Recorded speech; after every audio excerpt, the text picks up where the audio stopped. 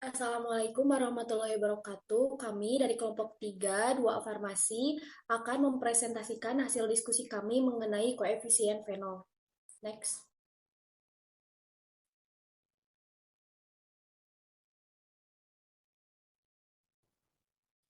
Di sini kelompok kami beranggotakan 4 orang. Yang pertama ada Putri Purnama Safitri dengan NIM 311211023, Nizar Nazar Nugraha dengan NIM 311211014, Delia Julistiani dengan NIM 311211022, dan Rati Suci dengan NIM 311211021.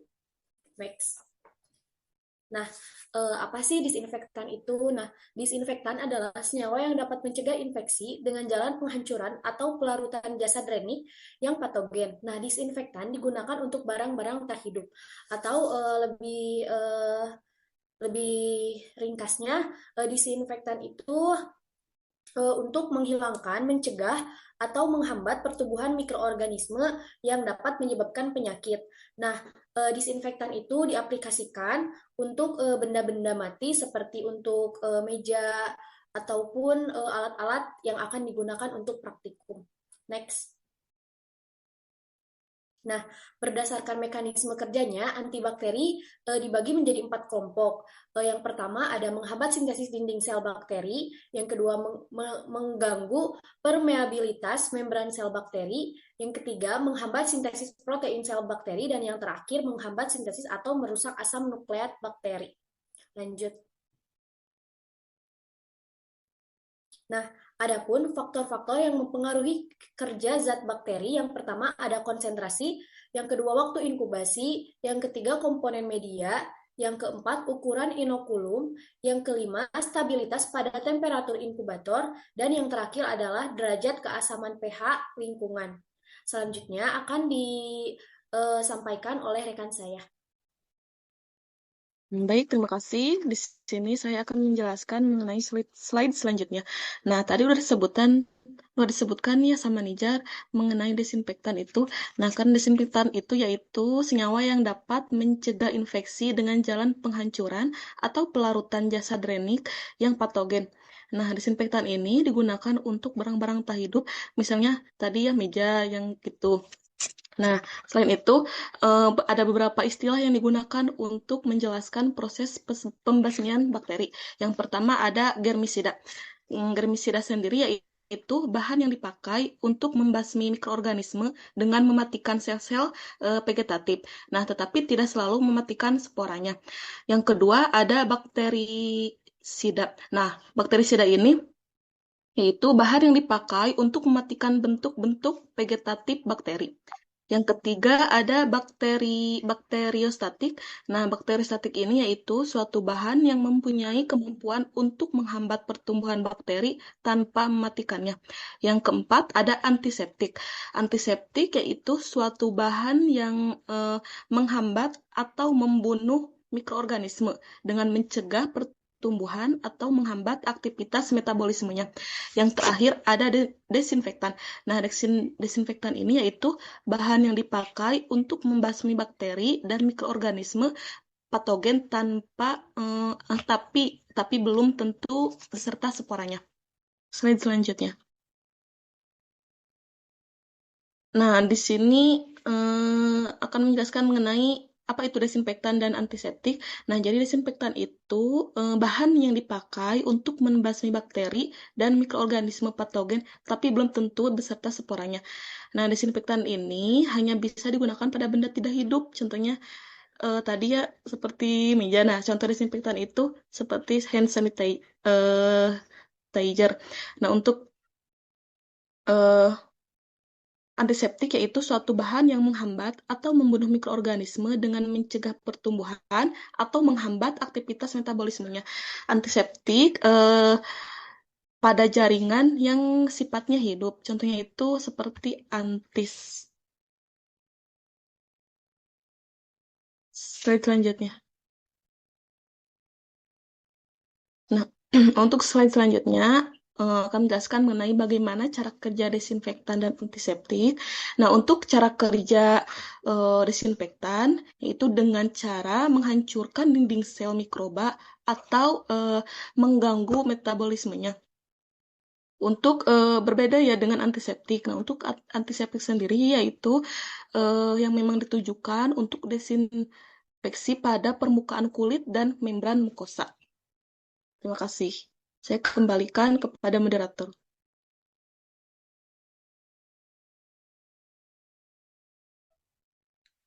Baik, yang selanjutnya yaitu koefisien penol. Jadi, koefisien penol dinyatakan sebagai suatu bilangan pecahan dan dihitung dengan cara membandingkan aktivitas suatu larutan penol dengan pengenceran terhadap aktivitas larutan disinfektan atau antiseptik dalam kondisi yang sama, yaitu jenis bakteri uji dan waktu kontak yang sama. Metode koefisien penol ini adalah suatu metode yang digunakan dalam mengevaluasi disinfektan. Nah, cara kerjanya pada metode uji ini yaitu mikroorganisme uji dimasukkan dalam larutan penol murni dan larutan zat kimia yang dievaluasi pada berbagai taraf pengenceran. Kenapa sih penol digunakan sebagai pembanding? Penol merupakan zat pembaku daya antiseptik sehingga daya antiseptik dinyatakan dengan koefisien penol. Koefisien penol merupakan sebuah nilai aktivitas germisida suatu antiseptik dibandingkan dengan efektivitas germisida penol. Aktivitas germisida ini merupakan kemampuan suatu senyawa antiseptik untuk membunuh mikroorganisme dalam jangka waktu tertentu. Penol juga digunakan sebagai pembanding karena merupakan disinfektan tertua. Persenyawaan penol ini bekerja terutama dengan cara mendenaturasi protein sel dan merusak dinding sel. Nah, jenis bakteri koefisien penol yang pertama Staphylococcus aureus, Salmonella typhi, dan Escherichia coli atau E. coli. Nah, yang pertama Staphylococcus aureus merupakan bakteri gram positif berbentuk bulat berdiameter 0,7 sampai 1,2 nanometer, tersusun dalam kelompok-kelompok yang tidak teratur seperti buah anggur, fakultatif aerob, tidak membentuk spora dan tidak bergerak. Bakteri ini juga ditemukan di udara dan di lingkungan sekitar.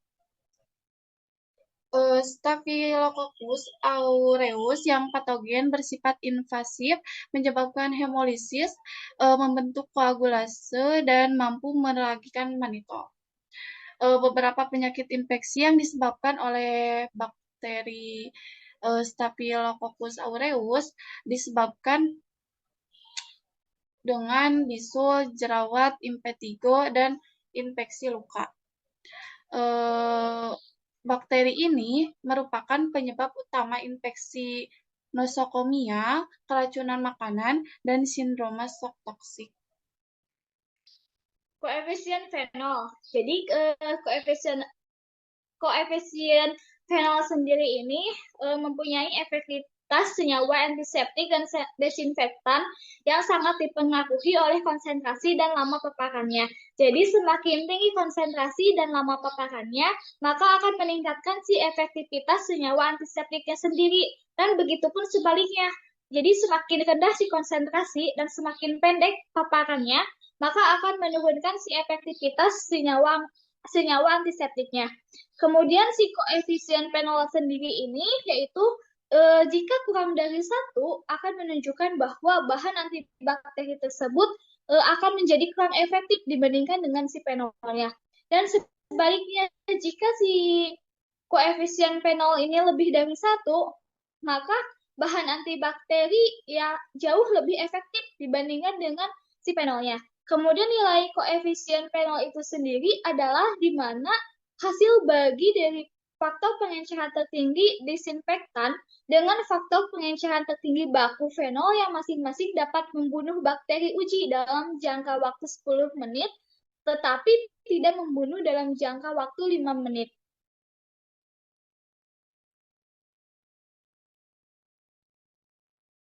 Nah, di sini di mana rumusnya itu ada dua, yaitu yang pertama koefisien fenol, pengenceran tertinggi produk antiseptik atau desinfektan yang akan digunakan dibagi dengan pengenceran tertinggi dari fenol. Nah, kemudian rumus keduanya dapat dilihat di mana rumus koefisien fenolnya itu A bagi B ditambah C dibagi D dan dibagi 2, di mana A itu dengan konsentrasi fenol tercepat membunuh, sedangkan untuk B, konsentrasi desinfektan tercepat membunuh. Nah, sedangkan yang C, konsentrasi dari fenol terlama membunuh, dan D, konsentrasi desinfektan terlama membunuh. Nah, di sini ada alat-alat yang digunakan ketika pada praktikum koefisien fenol. Yang pertama itu ada autoclave, di mana teman-teman sudah tahu ya autoclave sendiri. Ini digunakan untuk mensterilkan dan untuk membunuh dari si alat yang akan dipraktikumkan. Kemudian ada tabung reaksi, kemudian ada OSE, kemudian ada Erlenmeyer, kemudian ada pipet volume, ada Bunsen atau spiritus, dan ada stopwatch. Stopwatch di sini digunakan untuk mengetahui berapa detik atau berapa menit yang akan digunakan ketika prosedur dilakukan. Kemudian ada inkubator dan ada mikropipet. Nah, di sini ada perhitungan dari koefisien fenol sendiri. Di mana di sini ada contohnya yaitu sok desinfektan uji dan fenol yang digunakannya itu kan 5 gram per 100 mili. Kalau diperkecil itu jadi 1/20 gram per mili. Nah, dengan rumusnya itu menggunakan rumus pengenceran. Di mana rumus pengencerannya itu V1 dikali N1 sama dengan V2 dikali N2. Nah, ini itu untuk mengetahui berapa sih diambilnya dari 1/2 gram mili tersebut, berapa sih penambahan si aquades steril yang akan digunakannya, berapa sih volume yang dibuangnya gitu. Nah, di sini itu yang pertama kita menggunakan kekuatan fenol atau desinfektan ujinya itu perbandingan dari 1/20, 1/30, 1/40, 1/50, sampai 1/70. Nah, kita contohnya itu 1/20, di mana diambil dari volume satunya itu kan yang kita cari. Nah, untuk konsentrasi satunya itu kita menggunakan 1/20. Kenapa? Karena 1/20 itu kan yang ada di stok desinfektannya sendiri. Kemudian si volume 2-nya itu yaitu dari volume total. Volume totalnya itu semua kita ambil yaitu sebanyak 5 mili. Nah, kemudian si konsentrasi 2-nya itu karena kita akan melihat kekuatan fenol dari 1/20, maka si konsentrasinya itu 1/20. Sehingga dihasilkan volume satunya itu sebanyak 5 mili. Terus, berapa sih penambahan aquadesnya? Nah, kenapa di sini 0 ya penambahan aquadesnya? Karena di sini itu volume totalnya kan 5, jadi tidak ada penambahan aquades, sehingga volume yang dibuangnya sendiri itu 0, jadi tidak ada. Jadi disesuaikan dengan volume totalnya gitu. Nah, begitupun yang 1/30. Volume satunya kita cari, konsentrasi satunya itu 1/20, di mana itu ada stok desinfektan yang akan diujikan. Nah, kalau volume 2-nya itu sama 5 mili, kemudian konsentrasi 2-nya itu berarti 1/30 yang akan kita cari kekuatannya. Nah, karena hasilnya itu koma, karena di keterangan sendiri yaitu jika V1 hasilnya koma, maka V totalnya dinaikkan, sehingga dapat didapatkan si angka bulat. Nah, karena hasil dari volume total 5, maka kita naikkan kembali menjadi si 6, volume totalnya itu 6 mili. Nah, jadi V1-nya itu X ya, konsentrasinya itu tetap 1/20 kan. Nah, V2-nya itu jadi 6. Nah, si konsentrasi 2-nya itu 1/30 yang akan kita cari, sehingga dihasilkan angka atau dihasilkan 4 mili. Jadi itu kan 4 mili bilangan bulat kan, nggak ada tuh Jadi itu bisa diambil sebanyak 4 mili. Sehingga berapa sih penambahan si aquadesnya? Nah, penambahan aquadesnya itu sebanyak 2 mili. Sebanyak 2 mili. Nah, 2 mili sendiri ini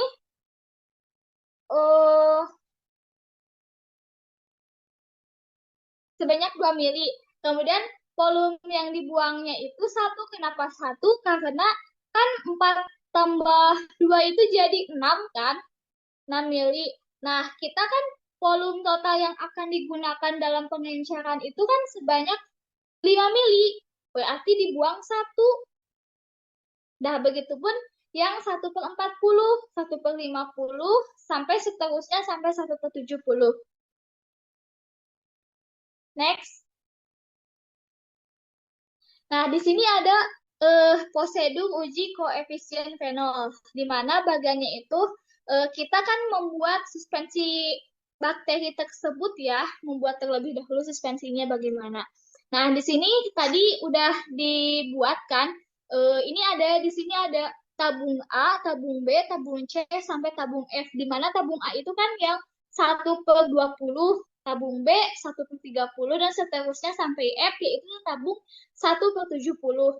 Nah, masing-masing tabung itu, ya, tabung A dulu terlebih dahulu. Tabung A itu ditambah 5 mili. Tadi kan, yang tadi tabel sebelumnya, tabung A itu ditambah si media itu sebanyak 5 mili. Nah, ditambah si 0,2 mili itu dari si bakterinya. Kemudian diaduk, nah ditunggu sebanyak 30 detik. Sesudah 30 detik, kemudian tabung B sama dikasih media sebanyak 4 mili. Kenapa 4 mili? Kan tadi sudah diperhitungkan ya di tabung tabel sebelumnya. Yaitu yang digunakan itu 4 mili. Nah, kemudian ditambah suspensinya itu 0,2 mili. Udahnya. Begitupun seterusnya ditunggu 30 detik, kemudian begitupun tabung C ditambah ya, ditunggu sebanyak 30 detik, kemudian tabung D, dan seterusnya sampai ke tabung F. Nah, untuk tabung A, karena tabung A ini kan kita menggunakan 6 tabung ya, 6 percobaan gitu. 6 pengenceran kalau bahasanya tuh. Jadi begitupun sama sampai F 6 percobaan. Jadi yang dibutuhkan tabung untuk penanaman bakteri ini tuh sebanyak 36 tabung. Nah, untuk tabung A sendiri kita kasih label, yaitu yang pertama itu tabung A1 untuk menamainya kan. Nah, tabung A1 ini diose dari si suspensi tersebut tadi yang udah kita tanamkan. Nah, si tabung A ini sudah dikasih media yang akan kita tanam bakteri yang tadi sudah ada di tabung A sampai tabung F. Kemudian diose ke tabung A1, ditunggu 30 detik. Nah, setelah 30 detik itu, kemudian tabung A2 diose lagi di tabung A2, ditunggu 30 detik, kemudian ke tabung A3 diose, dan seterusnya sampai tabung A6. Begitupun yang tabung B, ke tabung B1 diose, kemudian ditunggu 30 detik, udah 30 detik, kemudian ke B2, begitupun seterusnya sampai B6, sampai F juga sampai ke F6, begitu seterusnya. Next. Nah, di sini hasilnya, di mana setelah diinkubasi ya selama beberapa hari. Nah, di sini ada waktunya, di mana konsentrasi dari 1/20 itu jika sampai 15 ya, sampai 15 detik, 15 menitan ya, sampai 15 menit. Ini tuh di tabung 1/2 itu ternyata setelah dilihat bening, tidak ada pertumbuhan bakteri atau si bakteri itu terbunuh. Kemudian yang 1/30 itu sama, cuma yang waktu ke menit 2,5 menit itu terdapat terdapat pertumbuhan bakteri, dan pada menit kelima, si bakterinya itu malah terbunuh, dan seterusnya. Begitupun yang 1/40, pada menit ke 2,5 sampai menit 5 itu terdapat bakteri ketika diosekan kan. Nah, kemudian ditunggu sampai menit ke 7,5 sampai 15 menit, ternyata si bakterinya itu meninggal atau terbunuh ya. Dan begitupun seterusnya sampai tabung 1/70. Nah, untuk 1/70 ini malah si bakterinya itu tidak terbunuh secara terus-menerus, si bakterinya itu malah tumbuh gitu sampai 15 menit gitu. Next.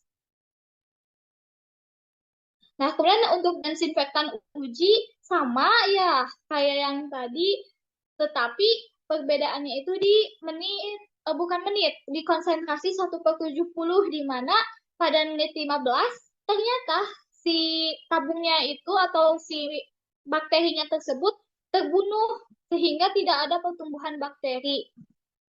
Next.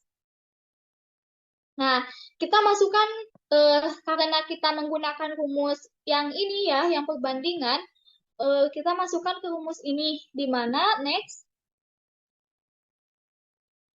Nah, konsentrasi tercepat membunuhnya itu fenol, yaitu 1/20 karena dari menit pertama juga konsentrasi dari fenol itu sudah tidak ada bakteri, sudah terbunuh bakterinya itu. Sehingga diambillah konsentrasi 1/20. Dan begitu juga yang desinfektan, karena di konsentrasi awal itu dan di menit awal, ya menit 2,5, tidak ada bakteri atau bakterinya itu terbunuh, maka kita ambil tercepat membunuh, konsentrasi tercepat membunuhnya itu di konsentrasi 1/20. Nah, itu fenolnya itu kita masukkan berarti ke A ya. Kalau untuk desinfektan itu ke B. Kemudian konsentrasi terlama membunuhnya itu si fenol yaitu 1/60, di mana tadi karena boleh ke tabel yang sebelumnya yang fenol. Nah, ini. Nah, kenapa 1/60? Karena ketika menit ke-10 itu ada pertumbuhan bakteri, kemudian ke menit 12,5 ternyata ada pertumbuhan bakterinya itu terbunuh. Jadi di situ lama terbunuhnya gitu. Lama terbunuhnya itu ada di konsentrasi 1/60. Next, yang tadi.